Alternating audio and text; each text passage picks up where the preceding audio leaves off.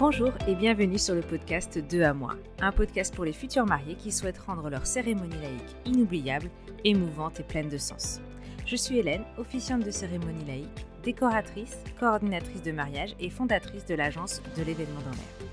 Avec 2 à moi, je vous propose à travers des conseils, des récits et des interviews de découvrir la cérémonie laïque sous un autre jour.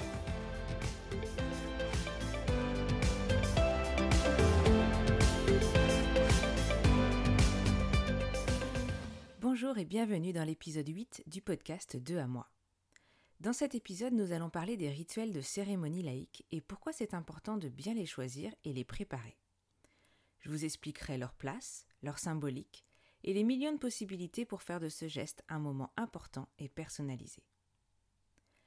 Comme il y a de nombreux rituels, je ne pourrai pas parler de tous en un seul épisode. J'ai donc choisi aujourd'hui de vous partager 3 rituels que nous avons abordés dans les épisodes précédents avec les jeunes mariés que j'ai accompagnés en cérémonie laïque. Le rituel de brûler ses peurs, le rituel des alliances et le rituel créatif du tableau. Je vous laisse le soin de replonger dans les interviews précédentes afin de comprendre dans quel contexte ils ont été réalisés. D'autres épisodes seront bien sûr enregistrés par la suite pour vous expliquer de nouveaux rituels. Pour ces 3 rituels aujourd'hui, je vous expliquerai leur fonctionnement, leur symbolique. Je vous donnerai quelques conseils et la liste du matériel. Je vous lirai aussi un passage du texte que j'ai écrit pour ces instants-là. Avant de vous expliquer les rituels en eux-mêmes, je profite de cet épisode pour vous expliquer plus en détail ce qu'est un rituel de cérémonie laïque. Au cours de votre cérémonie, vous avez la possibilité de mettre en place un geste, une action, qui va renforcer la symbolique de votre mariage, de votre union, de votre engagement. C'est un symbole fort qui vous ressemble selon vos valeurs, vos personnalités et vos envies pour l'avenir à 2. Plusieurs types de rituels s'offrent à vous. Il existe des rituels à faire à 2, en couple, à faire en famille, avec vos enfants, vos parents, etc. Ou même à faire avec l'ensemble de vos invités. Comme pour tout dans la cérémonie laïque, et si vous m'écoutez depuis plusieurs épisodes, je pense que vous l'avez compris, vous n'êtes bien sûr pas obligé d'en faire. Vous pouvez ne pas en avoir du tout, comme vous pouvez en avoir 3, 4 dans la même cérémonie. L'idée est que cela vous ressemble et que la signification soit forte pour vous. Prenez alors le temps de faire des recherches, d'écouter ces épisodes, de trouver les rituels qui vous parlent, qui vous émeuvent et qui vous donnent envie. Le premier rituel que je souhaite vous expliquer est peut-être celui qu'on voit le plus, celui qui a une symbolique forte et durable, c'est le rituel de l'échange des alliances. L'alliance, cet anneau inaltérable qui vous lie, qui vous rappelle qui vous êtes et ce pourquoi vous vous êtes mariés, qui vous rappelle votre engagement, votre amour. Pour ce rituel, vous n'avez bien sûr pas besoin de beaucoup de matériel, vos alliances, bien sûr, et un coffret, une boîte ou un support pour les présenter et les apporter. À partir de là, il y a quand même plusieurs possibilités qui s'offrent à vous. Vous pouvez les échanger tous les 2, avec simplicité et émotion, sur de la musique ou non. Vous pouvez éventuellement répéter une phrase énoncée par l'officiant qui vous engage et vous fait des promesses. Vous pouvez faire participer vos proches ou seulement vos témoins. Vous pouvez aussi ajouter un petit rituel supplémentaire en amont pour intensifier la signification. Je vous en parle juste après. Vous pouvez aussi inventer votre rituel et votre signification autour de cet échange d'alliances. Comme vous le savez, vous êtes très libre dans la préparation de ces rituels. Pour vous aider un petit peu et vous donner des idées, je vais vous lire 2 passages de cérémonie lors d'un échange d'alliances. Le premier est tiré de la cérémonie de Caroline et Olivier, dont vous pouvez retrouver l'histoire dans l'épisode 2 de ce podcast. Il explique le rituel des mains avant les alliances. C'est parti. Dans une légende chinoise, on raconte que chaque doigt représente une partie de notre famille proche.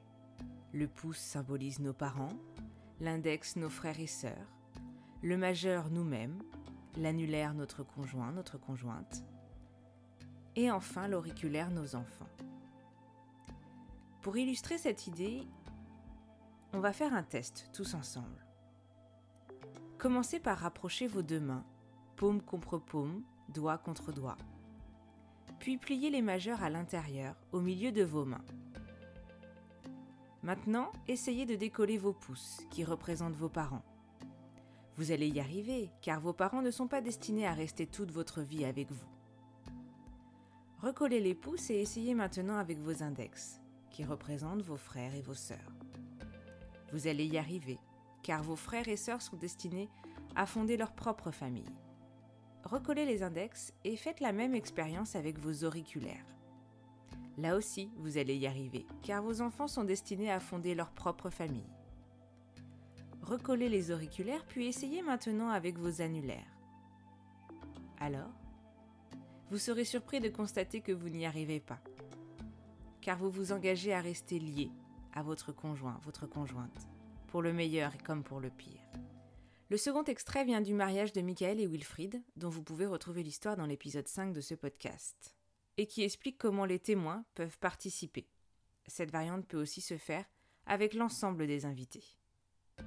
Pour témoigner de cet échange d'alliances que vous allez faire, je demande à vos témoins de venir à côté de vous.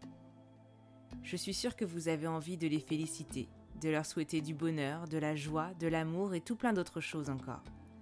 Alors je vous propose pour cela de vous passer les alliances entre vous, jusqu'à Mika et Will. Et lorsque vous les aurez en main, touchez-les, serrez-les, fermez les yeux et faites un vœu pour eux. Ainsi, lorsqu'ils se les échangeront, ces anneaux seront forts, non seulement de leur amour, de leur espoir, mais aussi des vôtres. À présent, je vous propose d'aborder le rituel de brûler ses peurs. Le principe est simple, mais la réflexion autour de ce geste peut être très forte, en signification et en émotion selon votre vécu, votre personnalité ou votre histoire. Cela veut dire de devoir se confier corps et âme à l'autre, en toute honnêteté et en transparence. C'est un geste de purification par le feu. Le principe est donc de prendre un temps, quelques semaines ou jours en amont de la cérémonie pour noter, chacun de votre côté, vos peurs, vos doutes, que ce soit pour votre couple, pour l'autre ou pour vous-même. Une fois que vous avez ces petits papiers, confiez-les à votre moitié et parlez-en. Expliquez pourquoi cela vous fait peur, essayez de creuser en profondeur et de vous livrer à l'autre. Et le jour J, votre officiant vous invitera à brûler ces papiers pour faire table rase du passé ou des douleurs, et ainsi aller de l'avant plus sereinement et en confiance. Pour ce rituel, vous avez donc besoin de papier et de crayon en amont, d'un récipient qui ne craint pas le feu pour le jour J, avec idéalement un petit peu de sable ou de l'eau au fond. Il vous faut aussi des allumettes ou un briquet. Et je vous conseille bien sûr d'avoir une bouteille ou un récipient avec de l'eau à proximité, afin d'éteindre le feu s'il se passait quoi que ce soit. Vous réalisez souvent les cérémonies en extérieur, en été, au moment où la nature est la plus sèche et la plus fragile. Voici donc les textes extraits de la cérémonie de Caroline et Olivier. Caroline, Olivier, aujourd'hui vous êtes sûr d'avoir trouvé votre moitié, votre âme sœur, votre meilleur ami, votre allié pour la vie, la personne avec qui vous pourrez tout affronter. Et je dois bien avouer qu'après tout ce que vous avez partagé avec moi, j'en suis sûre aussi.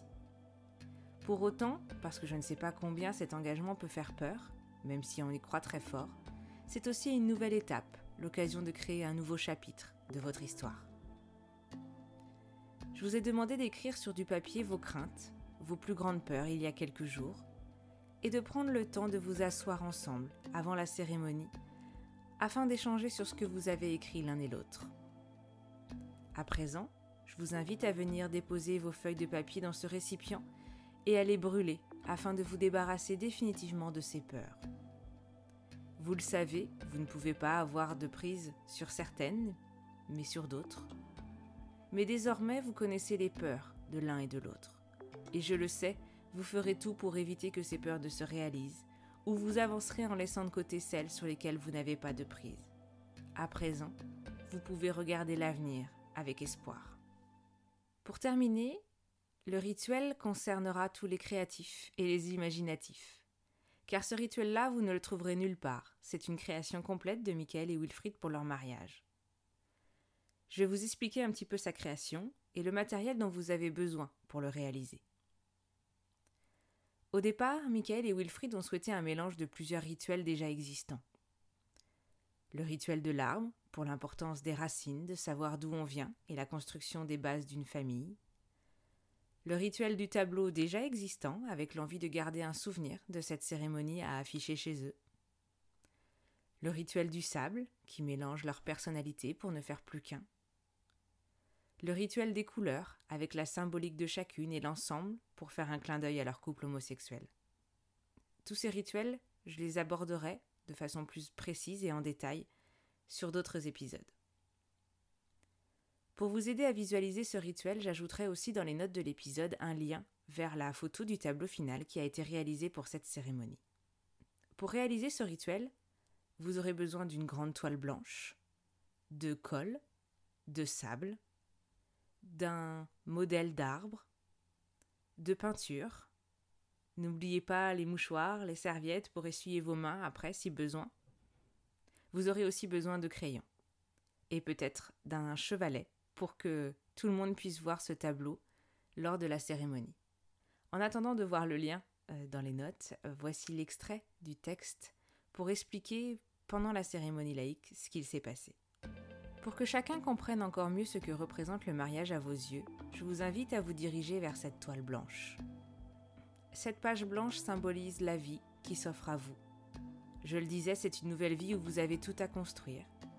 Il y a quelques années, vous avez semé votre amour. Aujourd'hui, il vous faudra continuer à l'entretenir, à l'aider à grandir afin qu'il devienne de plus en plus grand et fort, pour qu'il vous accompagne toute votre vie. Je vous invite donc à venir prendre ce sable, chacun le vôtre, chacun votre couleur, et à nous faire découvrir ce que représente pour vous votre amour et ce mariage. Petit aparté, donc il y avait un arbre avec de la colle qui n'était pas visible et qui s'est révélé au moment où ils ont versé chacun leur sable et que le sable s'est mélangé sur cette toile. Je reprends donc le texte. Un arbre. L'arbre est un parfait symbole de l'amour qui grandit et s'épanouit. Il fait également penser à l'arbre généalogique, à la famille d'où l'on vient et à celle que l'on crée ensemble. Il y a la famille par les liens du sang, mais aussi par les liens de l'amour et de l'amitié. Pour vous accompagner en cette belle journée, vous avez choisi des témoins. Comme leur nom l'indique, ils sont présents pour témoigner de votre histoire et de votre engagement, mais ils sont aussi là pour vous accompagner dans les moments marquants de votre vie. Ce sont des personnes de confiance sur lesquelles vous pourrez compter, que vous ayez envie de partager votre bonheur ou que vous ayez besoin de réconfort ou de conseils. C'est pourquoi vous avez souhaité qu'ils vous aident à renforcer cet arbre en y apportant de la couleur, de l'amour et de la joie. Chacun d'entre vous signera ensuite de son prénom à la base de l'arbre pour former les racines et ainsi consolider les fondations de ce mariage. J'appelle donc la couleur rouge de la passion, le orange de la générosité, le jaune de la joie, de la confiance, le vert de la stabilité, le turquoise du courage, le bleu de la sincérité et le violet de la dignité. Chacun d'entre vous va faire couler la peinture autour de cet arbre. Cet arbre est maintenant protégé, entouré de toutes ces couleurs qui représentent la puissance de votre amour. Il pourra ainsi continuer à se développer, s'étendre, grandir en toute sérénité, car ses fondations sont solides, son cœur est à votre image, et tout ce qui l'entoure le protège et le rend inatteignable. Alors oui, bien sûr, il y aura peut-être des jours plus difficiles que les autres, des moments de doute ou de peine. Mais pour mettre toutes les chances de votre côté, je vous invite à conserver cette toile, à la mettre chez vous. Vous pourrez ainsi repenser régulièrement à votre engagement et à ce qu'il représentait le jour de votre mariage. Nous arrivons à la fin de cet épisode. J'espère que ces 3 rituels vous ont donné des idées et vous ont aidé à choisir et à rédiger le vôtre. La semaine prochaine, je vous invite à découvrir l'histoire de Claire et Christophe, de jeunes mariés de 2019 autour d'un épisode riche, drôle et émouvant, avec de nouveaux rituels. À la semaine prochaine!